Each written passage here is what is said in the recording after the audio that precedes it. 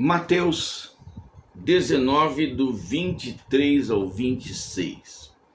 Disse então Jesus aos seus discípulos: Em verdade vos digo que é difícil entrar um rico no reino dos céus. E outra vez vos digo que é mais fácil passar um camelo pelo fundo de uma agulha do que entrar um rico no reino de Deus. Os seus discípulos, ouvindo isso, admiraram-se muito, dizendo: Então quem poderá se salvar? Jesus, olhando para eles, disse-lhes: Aos homens isso é impossível, mas a Deus tudo é possível.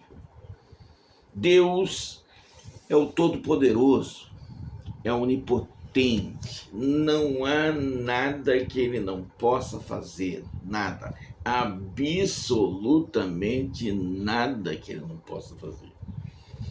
Ele tanto pode ressuscitar um homem que já morreu, como ele pode abrir a água do Mar Vermelho para o povo passar com os pés secos, abrir as águas do Jordão, ele pode, porque ele é Deus, ele é onipotente, é ele que manda, é ele que pode, é ele que sabe.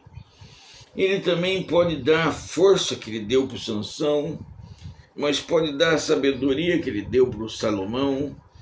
Ele pode chamar alguém para profeta, ele pode chamar alguém para ser um pregador, ele pode chamar alguém para ser um administrador, ele pode tirar dinheiro como ele pode dar dinheiro, é ele que pode, ele pode tudo, ele pode tudo. Foi ele que conduziu o povo hebreu pelo deserto e lá ele fez cair pão do céu, carne do céu, tirou a água da pedra, fez milagres, sinais, prodígios e maravilhas. Uma coluna de fogo dirigia o povo durante a noite e uma nuvem dirigia o povo durante o dia. Esse é o Deus Todo-Poderoso. Ele é onipotente. Ele pode tudo. Você está me ouvindo aqui e você pode estar com um problema terrível. O meu problema não tem mais solução, não há como resolver. Eu estou encalacrado, estou perdido no álcool, na bebida ou nas dívidas. Eu digo a você que tem solução sim, porque Deus é onipotente, Ele tudo pode. E tudo é feito por fé. A fé é o firme fundamento das coisas que se esperam, a prova das coisas que se não veem. Está escrito em Hebreus 11:1. Em outras palavras, fé é você crer e esperar num Deus que você não vê. Se você alcançar essa fé, todos os seus problemas serão resolvidos. Ele é poderoso, ele é grande, ele é excelso, ele é majestoso.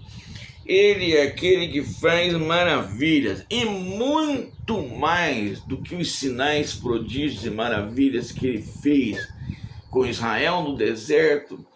Ele faz hoje e eu vejo ele fazer, vi muitos casos.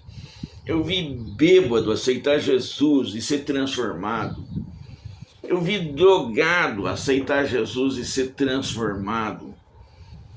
Eu vi homens e mulheres que jogaram a vida fora, perderam emprego, perderam a família, foram parar na lama, na rua, aceitarem Jesus, fazerem uma boa escolha e mudam de vida, reconstroem as suas vidas, reconstroem em todos os aspectos, o emprego, família, reestrutura tudo. Em Ubatuba eu vi um caso que me impressionou. Um homem chegou na igreja meio bêbado. Ele tinha jogado tudo fora, família, trabalho, ele estava numa situação difícil. Ele aceitou Jesus como Salvador.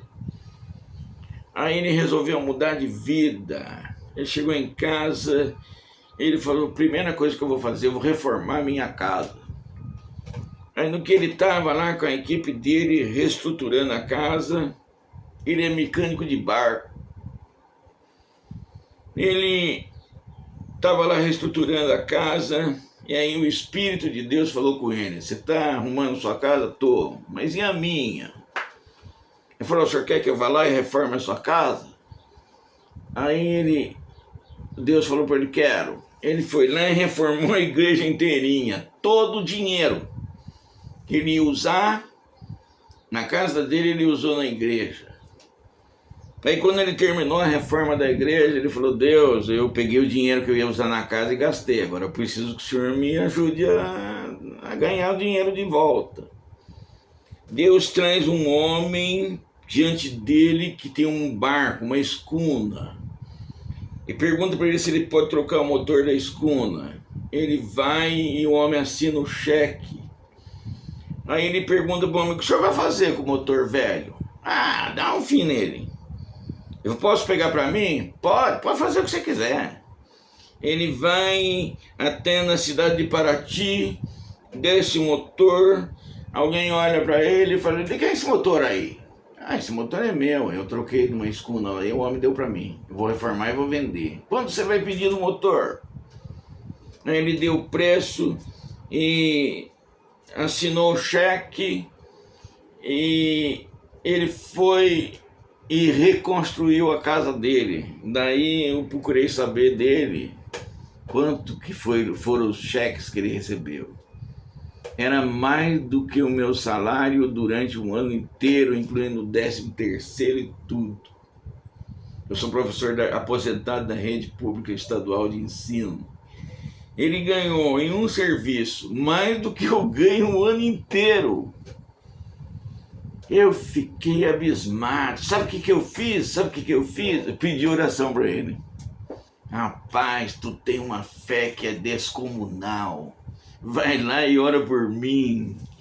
Tem gente, irmão, que chega diante desse Deus onipotente, com uma fé tão grande, que até eu fiquei abismado. Falei, rapaz, você ora onde? Ah, ora em casa, eu oro do monte, ele orava num monte de lugar. Então o dia que você subir lá, ora por mim, fala meu nome para Jesus. Jesus, abençoe o irmão Tico. O meu apelido é Tico, né? Porque tem gente que tem uma fé descomunal e Deus tudo pode. Creia e tenha a sua vida mudada. Daniel 2, do 20 ao 22. Falou Daniel dizendo, seja bendito o nome de Deus de eternidade a eternidade, porque dele são a sabedoria e a força. Ele muda os tempos e as estações, ele remove reis e estabelece reis. Ele dá sabedoria aos sábios e conhecimento aos entendidos. Ele revela o profundo e o escondido. Conhece o que está em trevas e com ele mora a luz. Daniel 2, 20 a 22. Deus, além de ser onipotente, como nós vimos antes, ele é onisciente. Ele sabe de todas as coisas. Ele sabe o que está acontecendo comigo. Ele sabe o que eu estou pensando agora. Ele sabe o que está acontecendo contigo. Ele sabe o que você está pensando agora. Ele sabe mais ainda. Ele sabe o seu futuro. Ele conhece o teu passado. Ele conhece o teu presente. Ele conhece o teu futuro. É um Deus que sabe de todas as coisas. Pode resolver tudo, porque ele sabe de tudo. Mas se ele sabe que eu tenho problema, porque ele não me ajuda? Porque é pela fé, é porque você tem que orar, em alguns casos até jejuar, buscar a face dele, porque ele resolve pela fé. Sabe por que você ora, jejua e estuda a Bíblia? Para ter fé. E que é com a fé que você obtém os milagres. E ainda tem mais ainda. Se você ler em 1 Coríntios, no capítulo 12, ele pode usar pessoas com a ciência. Lá tem o dom da palavra da ciência e o dom da palavra da sabedoria. Você pode estar num templo e Deus tomar um vaso da casa dele, um obreiro que trabalha para ele.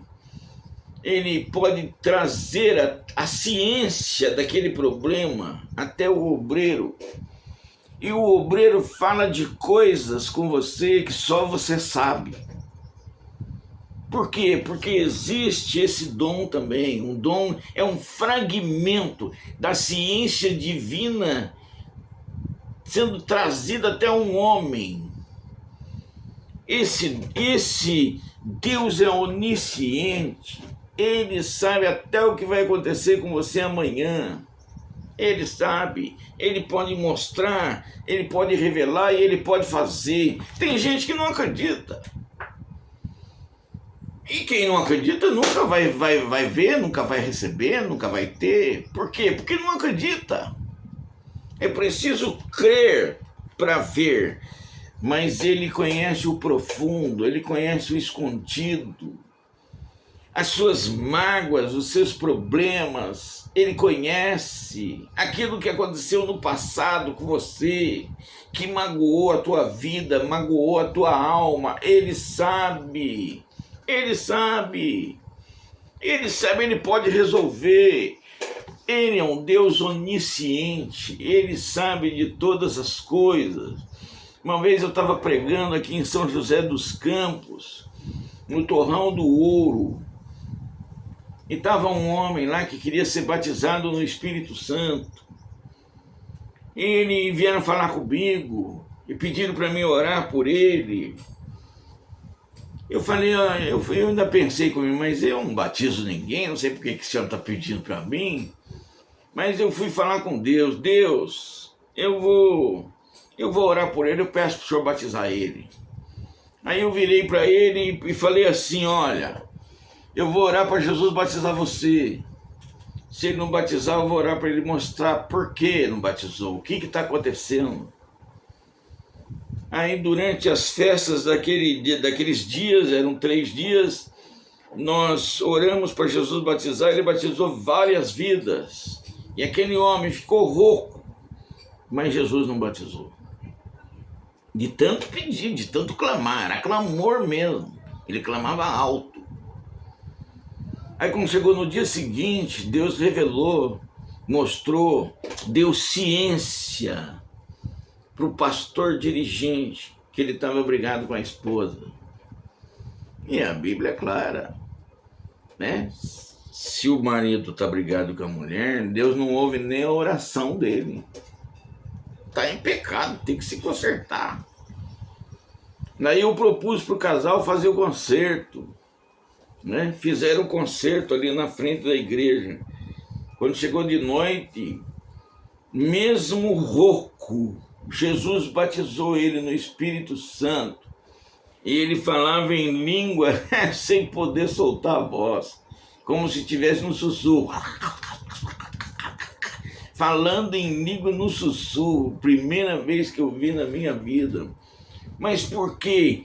Porque tem um Deus que sabe de todas as coisas, ele sabe o que você está passando, ele conhece o teu coração, ele sabe que alguém te magoou, alguém fez bullying contigo, alguém judiou de você, ele sabe, ele vê, ele entende.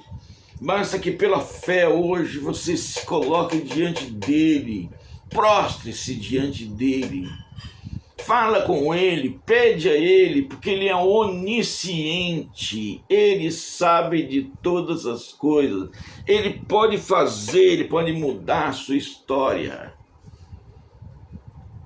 Conversa com ele hoje, ele sabe o teu problema, ele sabe a tua mágoa. E uma vez eu estava pregando e tinha um homem que ele tinha brigado com a família inteira. Brigou com a família inteira. E Deus mandou eu falar sobre isso. Falei, e ele veio até a frente aceitar Cristo como seu Salvador. Daí ele foi que me falou: rapaz, eu estou brigado com a minha família.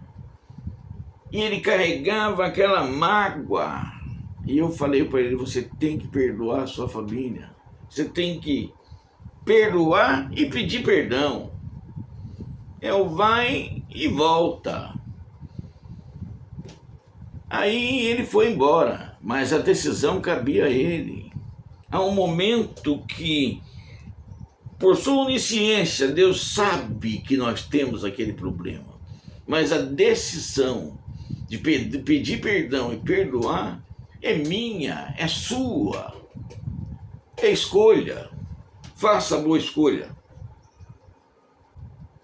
Jeremias 23, do 23 ao 24. Porventura sou eu Deus de perto, diz o Senhor, e não também Deus de longe? Esconder-se-ia alguém em esconderijos, de modo que eu não o veja? Diz o Senhor: porventura não encho eu os céus e a terra? Assim diz o Senhor. Não tem como se esconder. Não tem. Não dá para aprontar alguma coisa e se esconder de Deus. Quando Adão e Eva pecou, Deus vinha falar com eles toda virar do dia. Na viração do dia, Deus vinha falar com eles. E aí Deus chamou eles se esconderam. Não adianta se esconder. Ah, mas eu fui lá, eu errei, falhei, aprontei todas, entrei lá na gandaia, entrei na balada, entrei na noite, bebi todas, me droguei, tô com vergonha. Mas não adianta, de Deus não dá para se esconder. Tem que se acertar com Ele, tem que fazer um acerto, tem que fazer um conserto. Ele é onipresente, Ele está em todos os lugares. Já vimos que Ele é onisciente, sabe todas as coisas. Vimos que Ele é onipotente, Ele pode todas as coisas. Eu me lembro que antes da minha conversão, eu fui orar lá com uma irmã da Igreja Pentecostal Unida da Vila Guilherme, São Paulo. E a irmã começou a falar em língua, e daí Deus começou a falar comigo. O curioso era o seguinte: eu pensava, ela respondia. Eu pensava, ela respondia. Eu comecei a conversar com Deus sem que eu abrisse a boca. E aquilo me deixou, eu fiquei, meu Deus, que negócio é esse? Eu fiquei com medo de pensar. Imagina um cara com medo de pensar. Eu não sabia que Deus podia fazer essas coisas. Quando eu vi, eu fiquei assombrado. E mais ainda, ele começou a profetizar coisas do meu futuro. Ele começou a dizer coisas que iam acontecer comigo. Eu saí com os olhos, mas eu saí pensando assim, olha como é que eu saí pensando. Eu era um ímpio, eu vivia na balada, eu era pagodeiro. Eu saí pensando assim, mas não é possível. Como que essa mulher sabia o que eu estava pensando? Só Deus podia fazer um negócio desse. Olha o que eu saí pensando. Só Deus podia fazer isso comigo. A partir dali é que eu fiz um acordo com Deus. E que cheguei até onde eu cheguei. Mas ali eu descobri que Ele era onipresente, onisciente e onipotente. Eu descobri até que para falar com Ele eu não preciso abrir a boca. Basta eu pensar que Ele já sabe. Tem dia que eu vou falar com Ele, eu sento na minha sala, imagino Ele sentado assim na minha frente, porque Ele é onipresente, Ele está presente em todos os lugares, Ele sabe, Ele sabe. Eu me lembro que quando eu orava de madrugada, uma madrugada estava frio, eu dormi de joelho. Quando acordei, sentindo um frio terrível, pensei comigo, o que eu estou fazendo aqui? Eu vou dormir, amanhã tem que trabalhar. Eu orava toda madrugada, 1 hora. Fui dormir, algum tempo depois ele mandou alguém na minha casa. E bateu lá na minha casa, falou, olha, o senhor mandou eu vir orar com você aqui. Daí a irmã entrou, começou a orar e Deus tomou ela como um vaso e começou a falar que ele me via. Ele me via de madrugada orando aí. Mas ela não sabia. Aquela mulher, ela veio de um bairro oposto ao meu. Eu morava de um lado da cidade, ela veio de outro. E ela começou a dizer exatamente o que eu fazia e o que eu falava, ajoelhado diante dele. É aquilo que diz em Mateus, você entra no seu quarto e fecha. E você fala com Deus. Lá em Mateus está dizendo isso, a Bíblia fala isso. Que ele que te vê em secreto te responderá publicamente. Aconteceu comigo. Ela veio e Deus tomou ela e falou exatamente o que eu fazia. É um Deus onipotente, onipresente, onisciente, eterno, imutável. Você precisa conhecer esse Deus. Depois que eu conheci, me apaixonei por ele. Pensa num cara que ama Deus de paixão. Eu amo Deus de paixão. Sabe, não é aquele amor distante, platônico, Deus lá e eu aqui. Não. É um amor apaixonado, porque ele está comigo em todos os momentos, fáceis ou difíceis. Ele é um Deus que fala, que ouve. Você tem que conhecer esse Deus. Você tem que se aproximar dele. Aproximai-vos de Deus e ele se aproximará de vós. Resisti ao diabo, ele fugirá de vós. Está escrito. Está escrito. Ele é onipotente, onipresente, onisciente. Você precisa se aproximar dele e descobrir por que ele é tudo isso. Como que ele é tudo isso? Olha, sabe o que vai acontecer com você? Você também vai amar Deus de paixão. Eu amei de paixão. Mudou a minha vida. Mudou a minha história. Mudou tudo. Vai mudar a tua também. Salmo 90, versículo 2. Antes que os montes nascessem, ou que tu formasses a terra e o mundo, mesmo de eternidade a eternidade, tu és Deus. O Pai é eterno. Ele é eterno. Quando você abre a Bíblia e você vai ler os primeiros versículos, diz assim: no princípio criou Deus os céus e a terra. No princípio. Princípio para quem? Para Deus? Deus é eterno. Imagina uma linha da eternidade, que não tem começo, não tem fim. Aí Deus chegou no meio dessa linha e fez um marco. Aí aqui é no princípio. A partir daqui, eu sou eterno, mas a partir daqui eu vou criar a terra, os animais, os vegetais, e vou criar o ser humano e vou colocar ali. Então, no princípio, para quem? Para mim, para você. Ele não tem fim. Ele está lá no começo, ele está no meio, ele está no fim. Quando Moisés falou com Deus, Deus disse para ele: meu nome é Jeová, Jeová, eu sou. Eu já falei isso aqui num outro vídeo. Como é que pode? O nome de Deus é um verbo. Eu sou, eu sou. Você já viu alguém se chamar por verbo? Olha o corre lá, olha o rola, olha o nadador, o que nada. Já viu alguém chamar de verbo? Não tem, não existe. Mas o nome de Deus é um verbo. E a Bíblia diz que o verbo se fez carne e habitou entre nós. Que aí entrou Jesus na história. O nome de Deus é um verbo. Eu sou. Por que eu sou? Porque ele está lá no passado, no presente e no futuro.